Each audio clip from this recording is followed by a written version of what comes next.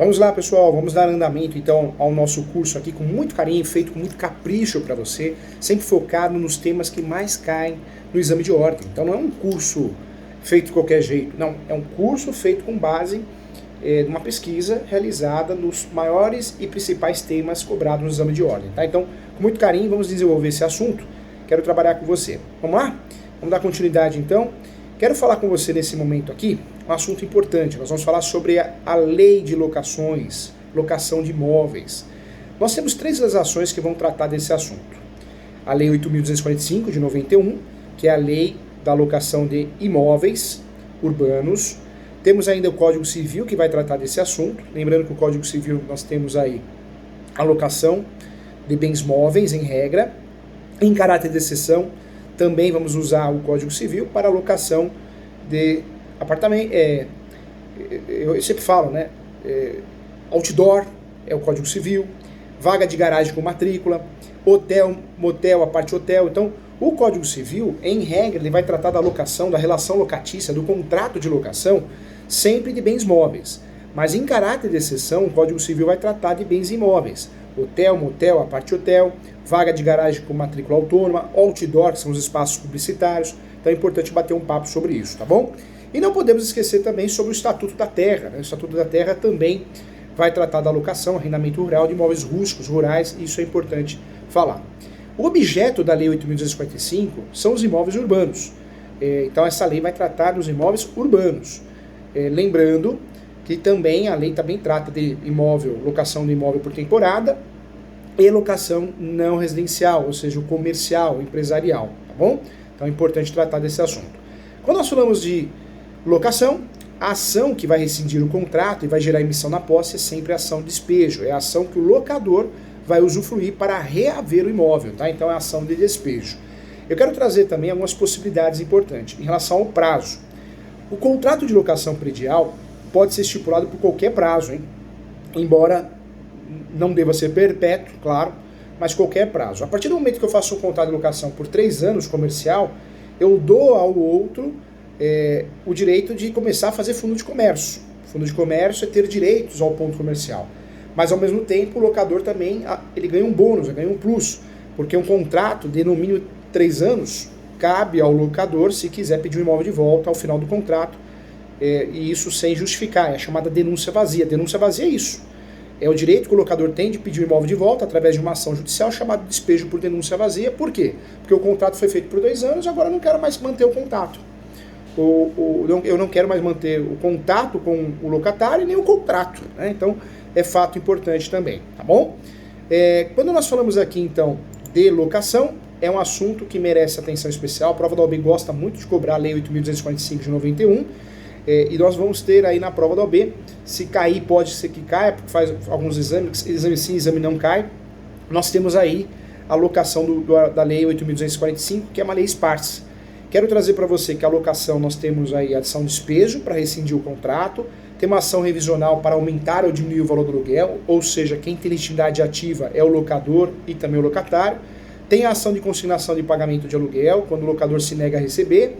E existe ainda a ação renovatória, que eu vou utilizar quando o inquilino, é uma ação do inquilino, ele que tem legitimidade para propor, inquilino eu falo locatário, quando ele está 5 anos no imóvel, 3 anos na mesma atividade, o contrato é escrito por prazo determinado, lembrando que só pode fazer essa ação no último ano do contrato, 6 meses antes do final. Pegou? Vou repetir tudo então, hein? Vamos lá. Eu, inquilino, comercial, empresarial, só posso fazer a ação renovatória quando? Quando eu tenho um contrato de no mínimo 5 anos, estou 3 anos na mesma atividade, o contrato é escrito por prazo determinado, contrato escrito e por prazo determinado. E eu só posso fazer essa ação no prazo que em regra é taxativo, hein? No último ano, 6 meses antes do final. Vou repetir, o último ano, 6 meses antes do final, tá? Então fica atento em relação a isso. Então, olha que interessante aí. A ação de consignação e pagamento quando o locador se nega a receber o aluguel. Então, eu deposito em juízo, uso a ação, essa ação tão importante. Vamos tratar de alguns pontos específicos, então?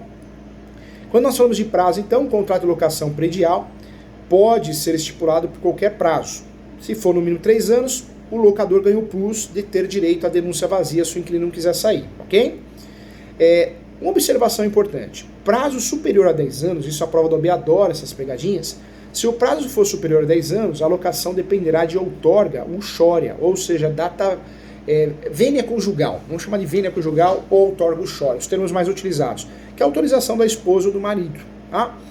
Ausente esta, o cônjuge não estará obrigado a observar o prazo excedente do artigo 3º, e se recusa a outorga, essa recusa foi injustificada, pode o cônjuge, o companheiro, pedir essa outorga judicial, tá? Judicialmente pedir autorização do Poder Judiciário.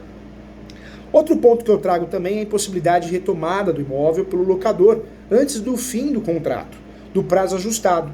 A única exceção que nós temos, a única hipótese expressamente autorizada por lei, é a exceção, salvo as exceções, né, sempre, é durante o prazo convencional, em contrato, o locador poderá reaver o imóvel locado no artigo 4º. Ali é a exceção, outro ponto que eu quero trazer para você é a possibilidade de devolução do imóvel pelo locatório antes do fim do contrato. Vai pagar multa. E essa multa, lembrando, ela sempre vai ser proporcional, não pode passar de 3 aluguéis e sempre proporcional ao período que o inquilino está saindo de forma antecipada, tá bom? Outro ponto que eu quero tratar com você também é a resilição do contrato de locação do imóvel por prazo indeterminado pelo locatário. Sempre que a locação viger, né, por prazo indeterminado, o locador pretender de fato residi-la, ele poderá e deverá também levar o conhecimento do locador, essa é a sua pretensão, pelo menos 30 dias antes, 30 dias de antecedência, tá? Mais um ponto que sempre cai na prova da OAB é a alienação do imóvel durante a locação. Se o imóvel for alienado, de fato, durante a locação, o adquirente ou promissário comprador poderá denunciar o contrato, com um prazo aí de 90 dias para desocupação. Então, olha que interessante. Eu, locador, vendi o imóvel. É direito de preferência. Não é bem assim. Só existe direito de preferência se tem cláusula dentro do contrato falando sobre isso. E esse contrato de locação é averbado na matrícula do imóvel que é objeto da locação. Se não tem esse binômio, essas duas coisas, esquece. Então, para ter direito de preferência no Brasil, na locação, tem que ter uma cláusula dentro do contrato de locação. E esse contrato de locação tem que ser averbado na matrícula do imóvel. Se eu não tenho isso, eu não tenho direito de preferência. Então, eu, locador, posso vender para terceiros. Se eu vender para terceiros, como que funciona então? Se o imóvel for alienado durante a locação, o adquirente, o promissário, o comprador, poderá denunciar o contrato com prazo de 90 dias para a desocupação. Denunciar é a denúncia vazia, né? O comprador que comprou do locador, ele pode pedir a denúncia vazia, tá? Tem 90 dias para desocupação contados do registro da venda ou do compromisso. Esse prazo, gente, ele é decadencial, hein? E o seu não exercício implicará na extensão dos efeitos da locação ao adquirente ou promissário, tá? Então fique muito atento em relação a isso. Falando de direito de preferência, então você já sabe quando existe direito de preferência. O inquilino tem direito de preferência, a chamado direito de preferência, ou preempção, ou prelação legal, nomes utilizados pela prova da OAB também. E para aquisição do imóvel, em caso de alienação, artigo 27, se for preferido no seu direito, poderá reclamar o alienante por perdas e danos. Ou seja, você não ofereceu para mim, se eu tenho uma cláusula no contrato e o contrato está averbado na matrícula do imóvel, eu quero uma indenização. É um direito que eu tenho de pedir a indenização, tá bom? Sublocação, assunto muito cobrado em prova de OAB. Estando o imóvel sublocado em sua totalidade, caberá preferência ao sublocatário e em seguida ao locatário, artigo 30. Lembrando também, nós temos um termo que a prova da OAB adora, pluralidade de pretendentes. Havendo pluralidade de pretendentes, caberá preferência ao locatário sempre, ao mais antigo inclusive, ok? E também, da mesma forma, o mais idoso. Mais antigo e mais idoso, é uma regra clara. Hipóteses não alcançadas pelo direito de preferência. O direito de preempção ou preferência não alcança os casos de perda da propriedade ou venda por decisão judicial. Permuta, doação, adjudicação, integralização, adjudicação compulsória, cisão, fusão, incorporação, casos de constituição da propriedade fiduciária, perda da propriedade ou venda por qualquer outros motivos, tá? Inclusive desapropriação. Mais um tema que cai na prova é a morte do locador ou a morte do locatário. A morte do locador acarreta a transferência do contrato aos herdeiros. Ponto final. A morte do locatário, a subrogação nos seus direitos, podendo continuar na locação, pode continuar, a relação locatícia continua, mas vai pagar para os herdeiros. Né? E nas locações com finalidade residencial, o cônjuge sobrevivente, o companheiro, de forma subjetiva, e os herdeiros necessários que vão receber o aluguel, ok? Então, ponto importante também. Na separação de fato, judicial, divórcio ou dissolução de sociedade, é importante falar que a locação prosseguirá automaticamente com o cônjuge ou companheiro que permanecer no imóvel, tendo o locador o direito de exigir substituição do fiador ou oferecimento de outras garantias também. Mais um ponto que eu queria falar com você sobre sublocação, tanto a sublocação como no empréstimo, né, eu tenho a cessão e depende dos consentimentos prévios e escritos do locador. Então tem que ter consentimento, hein? Importante. Aluguel. O reajuste pode ocorrer a cada 12 meses, é legal, com base no índice específico, não existe um índice obrigatório. Não pode ser por moeda estrangeira, sempre moeda nacional. Então, ponto importante também. Obrigações do locador e do locatário estão enumeradas no artigo 22 e 23. A regra é, o professor falou em um artigo, eu vou ler. Tá? Essa é a regra, para fazer aí um aprofundamento sobre a matéria. Então, é importante bater um papo sobre isso. Em relação a imóvel que necessita de reparos, embora tenha o locador a obrigação de não perturbar o gozo, né, do imóvel entregue ao locatário, se o prédio necessitar de reparos urgentes, o locador deverá fazê-lo. Lembrando que a responsabilidade de manutenção é do inquilino, responsabilidade estrutural é do locador, tá? Então, bem tranquilo isso também. Garantias. Nós temos, segundo a lei, 4 garantias. Na prática, exame de ordem cobra 4. Caução, garantia pessoal. Não é não, tá errado. Quando eu falo de caução, é garantia com base em alguma coisa. Não é garantia pessoal. Essa é a maior confusão. É onde a prova da OAB faz muita gente errar. Caução não é garantia pessoal. Não é a pessoa que está garantindo, é um bem.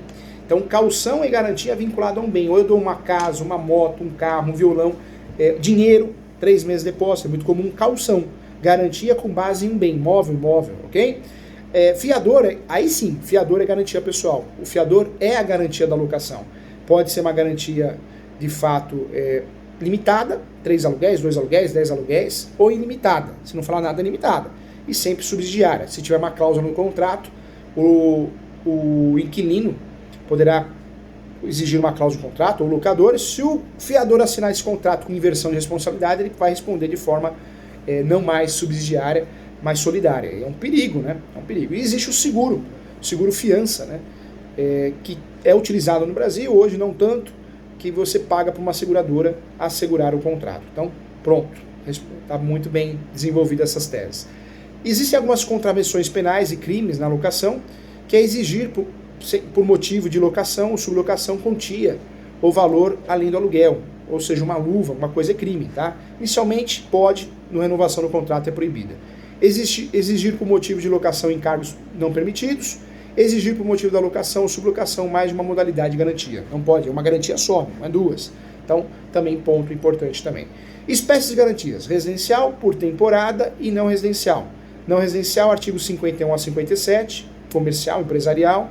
Por temporada, vale a pena lembrar que o prazo não pode ser superior a 90 dias, casa de campo, casa de praia, 90 dias, casa, uso para férias. Passou 90 dias já não é mais por temporada, tá? E residencial para morar, né? Para morar, para residir, tá bom? Então, importante bater um papo sobre isso. Pegadinhas, nós estamos matando todas aqui, tá bom? Legal.